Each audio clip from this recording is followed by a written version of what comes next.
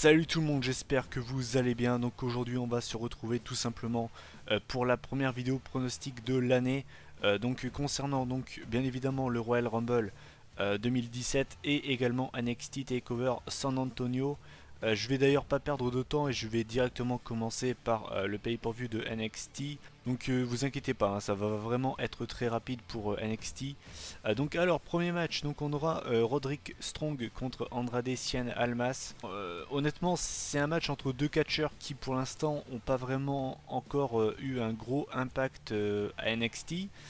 Autant Roderick Strong, on va dire que ça peut se comprendre puisque ça fait pas longtemps qu'il a rejoint la WWE. Autant Andrade Cien Almas pour l'instant c'est quand même un gros flop. Donc c'est vrai que pour l'instant voilà ce match va vraiment être intéressant à suivre je pense. Néanmoins je pense que ça va vraiment donner un bon match. Et mon pronostic, je vois une victoire tout simplement de Roderick Strong. Honnêtement je pense que Andrade Cien Almas va nous faire une Sami Callihan, enfin Salomon Crow c'est comme vous préférez. Je pense pas qu'il va rester à NXT très très longtemps. Donc voilà, je vois une victoire de Roderick Strong. Ensuite, l'autre match qu'on aura, donc ce sera Ty Dillinger contre Eric Young. Encore une fois, donc c'est un match où il n'y a pas de titre en jeu, mais ça risque d'être un match bien sympa, voilà, un match cool. Et au niveau du résultat, je vois une victoire de Eric Young avec l'aide de Sanity, donc certainement Big Damo qui va intervenir pour faire gagner Eric Young. Et je pense que ce sera tout simplement le dernier match de Ty Dillinger à NXT avant de débuter lors du Royal Rumble match. Ensuite, pour les NXT Tag Team Championship, on aura DIY, donc les champions par équipe, face aux Authors of Pain qui sont pour l'instant toujours invaincus d'ailleurs. Et encore une fois je pense que ça va donner un bon petit match. J'aime plutôt bien les oppositions de style et là clairement ben, on peut pas faire mieux quoi. Je veux dire on a vraiment deux mastodontes face à deux poids moyens, donc ça va vraiment donner je pense une belle opposition de style. Mais personnellement je vois une conservation des ceintures de DIY et je pense donc que ce sera la première équipe à battre les Authors of Pain. Ensuite, pour le NXT Women's Championship, donc on aura un Fatal 4-Way donc entre Asuka, Billie Kay, Peyton Royce et Nikki Cross. Donc là, honnêtement, je vois une victoire de Asuka. Je la vois vraiment pas perdre sa ceinture. Je la vois plutôt perdre lors du prochain NXT Takeover contre Ember Moon. Mais néanmoins, je pense que Nikki Cross va faire vraiment un très gros match. Je pense qu'elle va faire forte impression dans ce match, mais je vois quand même Asuka conserver sa ceinture. Et enfin, le main event, donc ce sera pour forcément le NXT Championship. Donc on aura Shinsuke Nakamura face à Bobby Roode. Donc ça risque d'être encore une fois un bon match, voilà. Et au niveau du résultat, moi j'ai une conservation de ceinture de Shinsuke Nakamura. Et petit pronostic, on va dire, je vois Kazuya Ono attaquer celui qui repartira champion. Enfin, du coup, vu que c'est Nakamura selon moi, je vois Kazuya Ono ou Chris Hero, c'est comme vous préférez, l'attaquer et terminer NXT TakeOver San Antonio avec Kazuya Ono levant le titre de NXT. Voilà, ça c'est mes pronostics pour NXT TakeOver San Antonio. Je vais pas vous le cacher, je trouve que la build-up de ce pay-per-view est vraiment pas ouf. C'est la première fois depuis très longtemps que j'ai presque zéro hype pour NXT TakeOver. Non pas que je n'aime pas NXT, hein, ça n'a rien à voir avec ça, mais c'est vrai que les rivalités n'ont pas vraiment été travaillées ou en tout cas ont été faites à la va-vite. Et du coup voilà, on n'a pas cette hype qu'on a d'habitude pour les NXT TakeOver et c'est bien dommage. Mais néanmoins ça devrait quand même encore une fois être un bon petit pay-per-view. Il n'y a aucun match que je n'attends pas. Bien évidemment il y a des matchs que j'attends plus, mais voilà, c'est quand même une carte cool je trouve.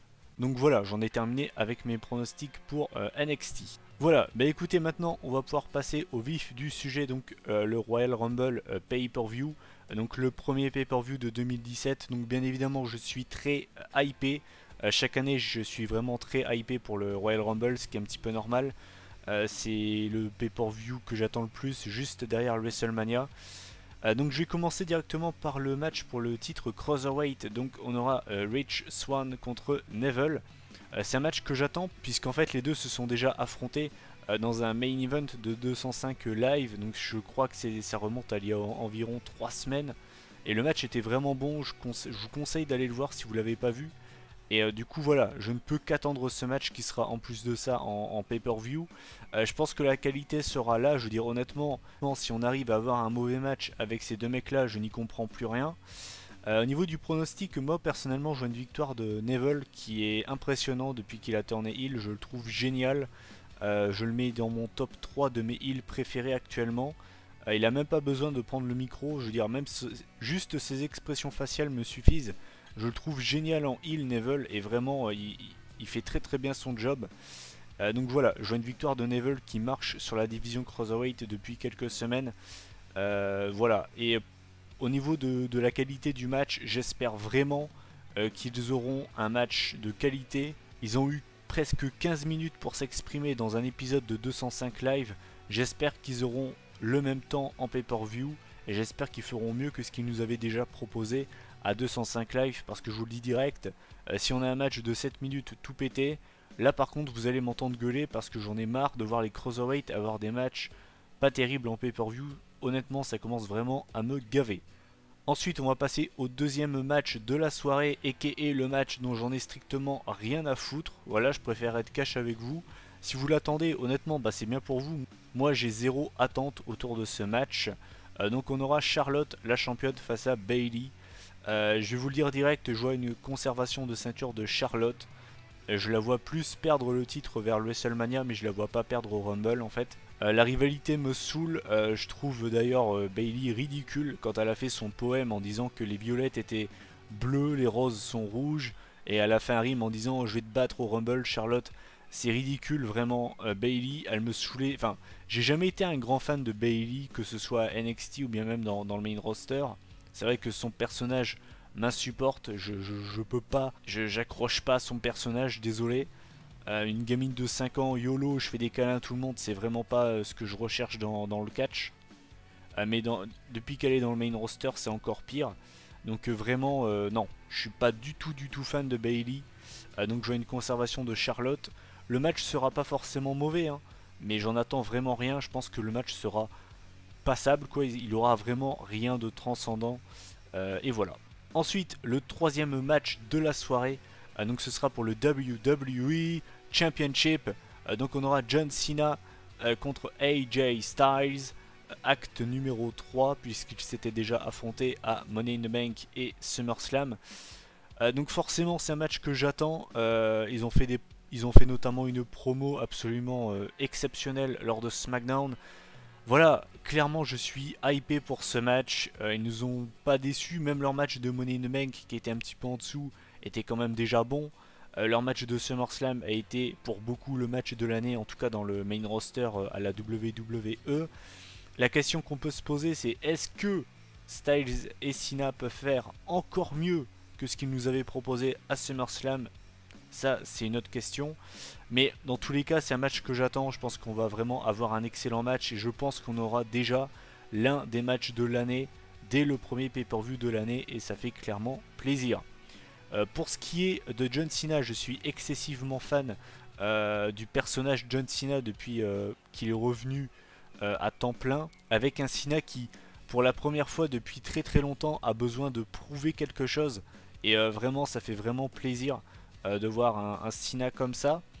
Et pour ce qui est du résultat, bah honnêtement je suis vraiment 50-50 sur ce match. J'ai vraiment aucune idée de qui va gagner ce match. Vraiment j'en ai aucune idée. Honnêtement je ne sais vraiment pas qui va gagner le match. Si je devais faire un pronostic, je dirais quand même une victoire de Styles. Peut-être en trichant, en fourberie ou je ne sais quoi. Peut-être une intervention pour coûter le match à Cena, j'en ai aucune idée, mais je vois quand même AJ Styles conserver. Après, je vous le dis franchement, si Cena gagne, bah, je vais pas être déçu en fait. Que Styles conserve ou que Cena gagne son 16e titre mondial, personnellement, dans les deux cas, ça me va. Donc voilà. Et bien évidemment, c'est un match que j'attends énormément. Ensuite, on va passer à l'avant-dernier match de la soirée. Donc là, encore une fois, je vais être expéditif. J'ai zéro putain de hype pour ce match. Donc on aura Kevin Owens, le champion universal, contre Roman Reigns, forcément donc pour le titre universal. C'est un match que je n'attends pas, puisque les deux n'ont fait que de s'affronter pendant le mois de décembre. J'en ai marre, je suis arrivé à saturation. Et encore une fois, l'air de rien, c'est pas facile de pronostiquer le match. Au moins, c'est une chose qu'on peut pas enlever à ce pay-per-view. C'est pas un pay-per-view, je trouve, si facile que ça à pronostiquer. Et heureusement d'ailleurs, mais ouais, ça au moins c'est une chose qu'on peut pas enlever au pay-per-view. Il est pas si facile que ça à pronostiquer. Là, encore une fois, j'en ai pas la moindre idée. Je me dis que Kevin Owens peut conserver le titre, comme Roman Reigns peut le gagner, donc honnêtement, j'arrive pas à me décider. A noter quand même que j'allais oublier de le préciser, mais Chris Jericho sera suspendu au-dessus du ring dans une cage à requins, comme l'avait fait Paul Ellering, donc le manager des Authors of Pain pour le pay-per-view NXT TakeOver Toronto. Mon pronostic, alors en fait, je vois Chris Jericho faire comme Paul Ellering, c'est-à-dire donner une arme en fait, lancer une arme du haut de la cage à Kevin Owens pendant que l'arbitre a le dos tourné. Et en fait, je vois Roman Reigns quand même réussir à porter son spear avant que Kevin Owens ne s'en serve. Et donc voilà, je vois une victoire de Roman Reigns. Il va se prendre une bonne pop MDR. Mais voilà, honnêtement, je vois pas Kevin Owens conserver son titre face au big guy, face au big dog MDR. Donc voilà, je vois une victoire de Roman Reigns, malheureusement. Et enfin, on arrive au match que tout le monde attend, et je pense que cette année c'est l'un des matchs vraiment, je pense que c'est vraiment l'un des Rumble les plus attendus depuis vraiment très longtemps. Donc le fameux Royal Rumble match, donc c'est mon match préféré à la WWE. Je l'attends comme un enfant chaque année, vraiment. Encore plus cette année parce que vraiment cette année on a vraiment beaucoup de potentiels vainqueurs et j'ai envie de vous dire tant mieux. A noter quand même que j'allais oublier de le préciser, mais c'est la 30e édition du Rumble, donc ils ont quand même intérêt à envoyer du lourd. Donc je vais pas vous énumérer tous les potentiels vainqueurs parce que sinon la vidéo va durer 3 heures et c'est pas le but. Bien évidemment, je vais quand même vous citer, on va dire, les noms qui ressortent le plus pour repartir vainqueur. Donc bien évidemment, on a Brock Lesnar, Goldberg, l'Undertaker, on a Braun Strowman, on a Bray Wyatt, on a même John Cena qui est pressenti, on a Samoa Joe, on a Sami Zayn. Enfin bref, c'est vraiment, ouais, on a vraiment pas mal de potentiels vainqueurs cette année et bah, ça fait plaisir. Donc alors, pour parler de ce match, je vais faire ça en plusieurs parties. Donc déjà au niveau des catcheurs qui vont faire leur début ou retour. Personnellement, je vois Samoa Joe et Ty Dillinger faire leur début dans le main roster. Ça me paraît évident. Ce serait quand même assez surprenant que l'un des deux n'y soit pas. Ensuite, alors Shelton Benjamin, personnellement, je mets une pièce dessus. Enfin, je suis 50-50. C'est-à-dire qu'en fait, il nous avait dit que bah, il n'était pas apte à revenir dans les rings. Maintenant, est-ce que c'est vraiment la vérité ou est-ce que c'est du bluff? Je ne sais pas. Il peut toujours mentir, hein, on ne sait pas. Donc Shelton Benjamin, je suis vraiment 50-50, j'en ai aucune idée. Je pense que c'est pas impossible hein, qu'il passe une tête. Kurt Angle, bien évidemment, je pense qu'il y a de grandes chances qu'on le voit. Et je vous le dis direct, si vous entendez un cri dehors, ben c'est moi, tellement j'aurais crié fort. Ensuite, Finn Balor, pareil, je pense comme Shelton que c'est vraiment possible qu'il revienne. Je pense qu'il y a de très fortes chances qu'il soit apte. Et ne vous fiez pas au site de news. Vous pouvez très bien avoir une source interne à la VE qui transmet des mauvaises informations pour que au final Finn Balor nous fasse une Cena comme en 2008. Donc c'est pour ça que Balor, honnêtement, je mets une grosse pièce sur un retour surprise de Finn Balor. Je pense qu'il y a de grandes chances qu'il soit là. Après, on va dire au niveau des Hall of Famers ou bien des anciennes superstars qui peuvent faire leur retour, je pense que c'est pas impossible qu'on ait un mec comme RVD par exemple. Alors, un ancien vainqueur du Rumble. Voilà. Je pense qu'ils vont faire revenir au moins un ancien vainqueur du Rumble. Peut-être pas Jim Duggan, mais je sais pas. Je peux pas vous dire un nom comme ça, mais je pense qu'ils vont essayer de ramener un ancien vainqueur du Rumble. Peut-être Shane McMahon, peut-être, qui fera peut-être aussi une apparition. Je pense que c'est possible. Mais sinon, voilà. Je pense que vraiment, là, c'est la 30e édition du Rumble. Et il faut vraiment s'attendre à tout. Je pense que vraiment, là, c'est vraiment... je pense vraiment que tout est possible. Maintenant, je pense que pour moi, alors la superstar pour moi qui fera le plus d'éliminations cette année dans le Rumble, je pense que ça va être Braun Strowman. Strowman, je pense pas forcément qu'il va rester très longtemps dans le Rumble, mais je pense qu'il va en éliminer quand même au moins 5 ou 6, je pense. Je pense que ce sera lui donc qui va en éliminer le plus. La superstar qui va rester le plus longtemps dans le ring, personnellement moi je vois Sami Zayn. Je pense que Sami va faire un énorme Rumble. Je pense que Sami Zayn va rentrer dans les 4 premiers et je pense qu'il va se faire éliminer juste avant le Final Four. Je pense qu'il va vraiment faire un très bon Rumble, Sami, en éliminant vraiment un gros poisson. Genre Strowman ou peut-être pas Lesnar ou Goldberg, mais genre un Strowman ou... Je pense qu'il va vraiment faire un gros Rumble, Sami. Et note à part, si Chris Jericho reste 4 minutes dans le Rumble, ce sera celui qui sera resté le plus longtemps dans l'histoire du Rumble. En termes de durée dans le Rumble cumulé. Voilà, ça c'était pour la petite information. Et donc pour ce qui est de mon pronostic, en fait j'en ai deux. Je vois soit Finn Balor, si jamais il est vraiment revenu à temps, ou alors Samoa Joe. Ça peut paraître un peu foufou comme pronostic. Après honnêtement je vais pas vous le cacher, je suis pas du tout sûr de ce que je dis. Mais j'aimerais vraiment que Samoa Joe gagne le Rumble. Ce serait vraiment très bien. Le mec premier soir dans le main roster, il débute dans le Rumble, il le gagne, ce serait absolument génial. Et si jamais ça arrive, je serais fou. Je serais vraiment fou. Après dans les, on va dire les pronostics, on va dire un peu foufou que j'aimerais, donc c'est pas que je pense, hein, ce que j'aimerais voir, donc soit Samoa Joe, soit Finn Balor ou Sami Zayn. Je pense que c'est vraiment les trois que je voudrais vraiment le plus voir gagner. Et on va dire vraiment les catcheurs que je ne veux pas voir gagner, eh ben, je dirais Goldberg, Brock Lesnar, John Cena et l'Undertaker. J'en ai strictement rien à faire que l'Undertaker est une légende ou pas. J'ai un énorme respect pour ce mec. Je préfère le dire hein, parce que je sais que dès qu'on touche à Taker, on s'en prend plein la gueule. J'ai un énorme respect pour le Taker, mais j'en ai marre de voir des part-timers gagner le Rumble.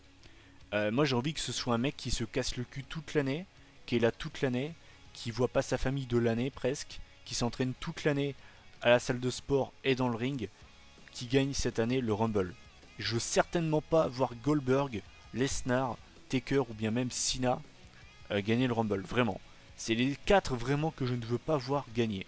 Après, si c'est Baron Corbin, Braun Strowman, et ben ça va peut-être vous faire rire, mais même si c'est pas des catcheurs que j'adore, et ben je préférerais voir des mecs comme ça gagner le Rumble plutôt que les 4 que je vous ai cités. Voilà, donc ça c'est vraiment les catcheurs que je ne veux pas voir gagner. Donc je vous fais un résumé. Pour moi donc celui qui va gagner le Rumble ça va être soit Samoa Joe ou Finn Balor s'il est remis à temps. Celui qui fera le plus d'éliminations pour moi ce sera Braun Strowman. Et celui qui restera le plus longtemps dans le Rumble ce sera Sami Zayn.